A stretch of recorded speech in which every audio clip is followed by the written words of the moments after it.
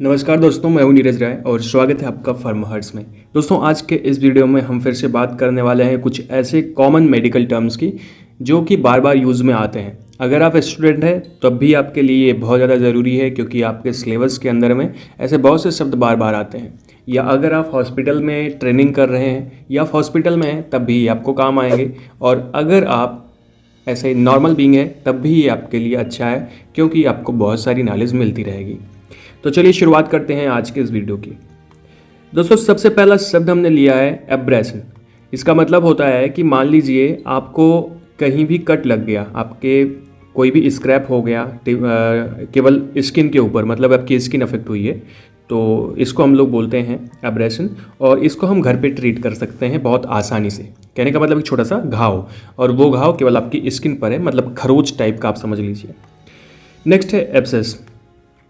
Abscess का मतलब क्या होता है कि ये एक पस फिल्ड पॉकेट होता है बॉडी के अंदर। एक्चुअली अंदर नहीं होता, ये बाहर की तरफ होता है, जो कि इन्फेक्शन की वजह से हुआ है। ये अंदर भी हो सकता है।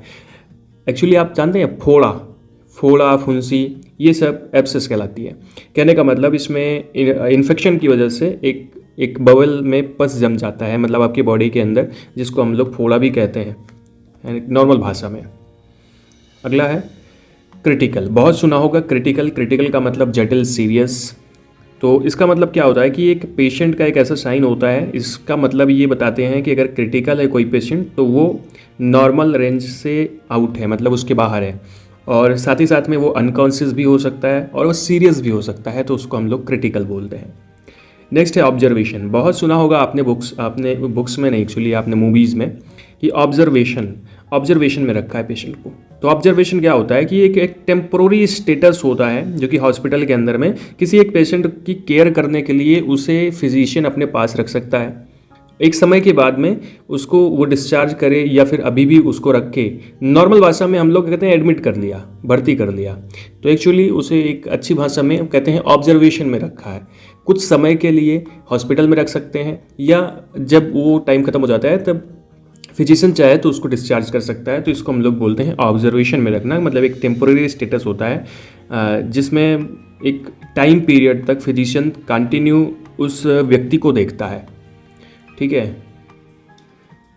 नेक्स्ट आता है अगला ब्रेडिकार्डिया। देखो, कार्डिया शब्द लगा हुआ है, मैंने आपको पहले बताया था, तो इसका मतलब होगा हार्ट से संबंधित है। तो ब्रेडिकार्डिया का मतलब क्या होता है कि ब्रेडिकार्डिया का मतलब है कि आपकी जो हार्ट रेट है वो स्लो हो गई है। हार्ट रेट जो है सर वो स्लो हो गई है, तो इसको हम लोग बोलते हैं ब्रेडिकार्डिया। ओके। और ये कितनी हो गई है? लगभग ये हो गई है 60 बीट से कम। अगर किसी भी एडल्ट में 60 बीट से कम हो गई है तब इसको हम लोग ब्रेडिकार्डिया बोलते हैं। अगला है cyanosis. You know about the cyanosis. Cyanosis एक ऐसी कंडीशन होती है जिसमें मान लीजिए कभी कभी क्या होता है कि हमारे बॉडी के अंदर में कई जगह पे ऑक्सीजन सही से नहीं पहुंच पाती है, तो वो एरिया ब्लूइश हो जाता है, नीला हो जाता है। तो वो कंडीशन जहाँ पे स्किन ब्लूइश हो जाती है उसको हम लोग बोलते हैं साइनोसिस। ओके। अगला शब्द आता है थ्रोम्बोसिस। थ्रोम्बोसिस का नाम आपने सुना होगा। अगर मान लीजिए कोई भी ब्लड क्लॉट वेसल के अंदर हो गया, जो कि ब्लड फ्लो में बाधा बन रहा है, उसको अफेक्ट कर रहा है, इसको हम लोग बोलते हैं थ्रोम्बोसिस। इसी तरह से एडेमा का क्या मतलब है? इडिमा हम लोग बोलते हैं, कभी कभी ओइडेमा भी बोलते हैं, बट ऐसे इडिमा ही बोला जाता है। ठीक है। इडिमा का मतलब होता है कि स्वेलिंग जो है अगर आपकी बॉडी में कहीं हो गई है फ्लूइड एक्यूमुलेशन की वजह से, तो उसको हम लोग बोलते हैं एडिमा। आखिर किडनी की वजह से अक्सर होती है। अगला है फ्रैक्चर का मतलब होता है कि आपकी हड्डी टूट गई है, मतलब हाँ, एक्चुअली इसको हम लोग बोलते हैं ब्रोकन बोन। कहने का मतलब अगर थोड़ा सा क्रैक भी है या पूरी तरह से ब्रोक हो गई है तो उसको हम लोग फ्रैक्चर बोलेंगे।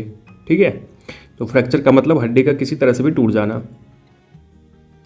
नेक्स्ट है इस्चीमिया। इस्चीमिया क्या है? इस्चीमिया या फिर इसको हम लोग बोलते हैं कि एक ऐसी कंडीशन होती है जिसमें ब्लड जो है उसका फ्लो किसी एक नॉर्मल अंग के पास नहीं हो पाता है। किसी भी अंग या किसी भी अंग के किसी भी भाग के पास अगर नहीं हो पाता तो उसको हम इस्चीमा बोलते हैं। ठीक है। अगला है ट्यूमर का मतलब होता है कि एक स्वेलिंग और मास, मतलब एक बॉडी में एक ऐसा भाग जो कि ऑफनली कैंसर काज कर सकता है, जो कि कैंसर से रिलेटेड है, उसको हम लोग ट्यूमर बोलते हैं। आप इतना समझ लीजिए आपके बॉडी में कहीं भी कोई भी गांठ बन जाती है तो उसको हम लोग ट्यूमर बोलते हैं, वो भले कैंसरस हो या कैंसरस ना हो। अगला है सेप्सिस। सेप्सिस शब्द जो है वो सेप्टिक से बना है, और सेप्सिस का मतलब होता है कि अगर आपको एक कोई सीवियर इन्फेक्शन हो गया तो बॉडी का जो रिस्पॉन्स होता है उसके प्रति, इसी को हम लोग सेप्सिस बोलते हैं।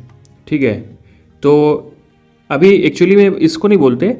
होता क्या है कि मान लीजिए आपके अंदर कोई सीवियर इन्फेक्शन हुआ तो बॉडी ने उसके प्रति रिएक्शन किया, उस रिएक्शन की वजह से जो सीरियस कंडीशन उत्पन्न होती है that is known as a sepsis या सेप्टिक। आपको पता है कि सड़न आ जाती है। जैसे मान लीजिए कि अपने बॉडी के अंदर में आप कोई कील धसा लीजिए, कुछ दिन तक चुभा लीजिए, आपके मतलब शरीर में वो है तो आपका शरीर उस पर रिस्पॉन्स करेगा, आपके शरीर में वहाँ पर सड़न हो जाएगी, that is known as a sepsis. तो ये होता है सेप्सिस, या इसे सेप्टिक भी बोलते हैं।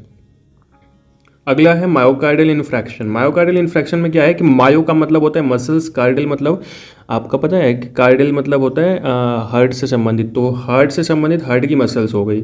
हार्ट की मसल्स में इन्फ्रैक्शन मतलब ऐसे कमजोरी आ गई समझ लो, उसको हम लोग बोलते हैं मायोकार्डियल इन्फ्रैक्शन।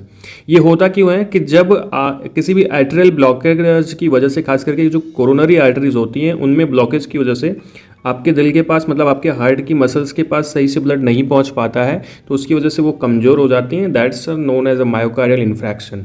ठीक है, इससे हार्ट अटैक का खतरा बढ़ जाता है। तो हमें लगता है समझ में आ गया होगा आपको थोड़ा बहुत। अगला है इम्बोलस। इम्बोलिज्म आप सुने होंगे, अगर कभी आपने सुना होगा एयर इम्बोलिज्म। तो इम्बोलस क्या होता है? इम्बोलस का मतलब होता है कि एक कोई भी ब्लड क्लॉट जो कि बॉडी के अंदर वेसल्स के अंदर जमा हुआ है, या कोई ऐसी चीज़ वेसल के अंदर है जो कि ब्लड फ्लो में अवरोध उत्पन्न कर रही है, बाधा उत्पन्न कर रही है, that is known as a embolus. उसको हम लोग क्या बोलते हैं सर? इम्बोलस बोलते हैं। वो कोई भी चीज़ हो, चाहे वो ब्लड क्लॉट हो, चाहे एयर बबल हो, या कोई भी ऑब्स्ट्रक्शन हो जो कि ब्लड फ्लो को ब्लॉक कर रहा है ब्लड वेसल्स के अंदर, that is known as the embolus. ये बात याद रखना, ठीक है। तो इम्बोलिज्म हो जाता है। अब एयर इम्बोलिज्म हो सकता है अगर, या फिर ऐसे कोई और दूसरी चीज़ फंसी हुई है तो उसकी वजह से इम्बोलिज्म हो सकता है। ठीक है, तो इम्बोलिस का मतलब आप मेरे हिसाब से समझ में आ रहे होंगे। अगर आप खाली इंजेक्शन लगा देते हैं तो एयर इम्बोलिज्म हो जाता है। ठीक है, अगला है एंजाइना। एंजाइना का क्या मतलब है? जैसे कि मतलब अभी हमने मायोकार्डियल इन्फ्रैक्शन देखा था, उसका शुरुआती रूप जो होता है वो एंजाइना होता है। एंजाइना में क्या होता है कि कोई भी आपकी ब्लड वेसल जो है, खास करके जो आर्टरीज है, खास करके कोरोनरी जो आर्टरी है, कहने का मतलब कोरोनरी आर्टरी का मतलब क्या होता है कि आपके हार्ट की जो आर्टरी है, वो आर्टरी जो हार्ट को ब्लड पंप कर रही है, मतलब हार्ट को ब्लड पहुँचा रही है, दैट इज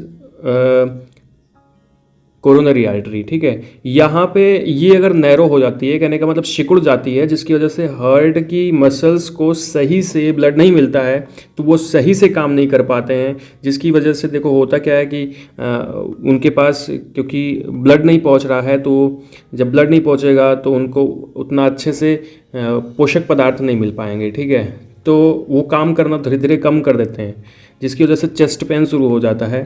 तो ये एक सिम्टम है कोरोनरी आर्टरी डिजीज़ का। ठीक है, तो मतलब चेस्ट में बहुत तेज से आपको चुभन सी होगी, पेन सा होगा। ये पेन जो है आपके लेफ्ट हैंड में भी बढ़ सकता है, इसको हम लोग एंजाइना बोलते हैं। मतलब एंजाइना का मतलब ही होता है कि हार्ट का पेन। ठीक है, हार्ट के पेन को हम लोग एंजाइना बोलते हैं। ये एक सिम्टम होता है शुरुआती कोरोनरी आर्टरी डिजीज़ का।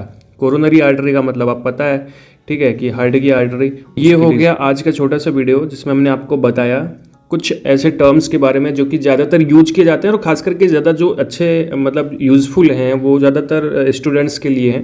तो अगर आपने इसको देखा और ये आपको वीडियो अच्छा लगा हो, आपको चीज़ें समझ में आई हो जो मैंने समझाने का प्रयास किया है, तो चैनल को सब्सक्राइब कर दीजिएगा और वीडियो को लाइक कर दीजिएगा, शेयर कर दीजिएगा अपने दोस्तों के साथ में, जिससे हमें भी थोड़ा सा रिस्पॉन्स मिल पाए और हम सही से काम कर पाएँ। और अगर आप हो सके तो हमें इंस्टाग्राम पे भी फॉलो कर लीजिएगा। Thank you.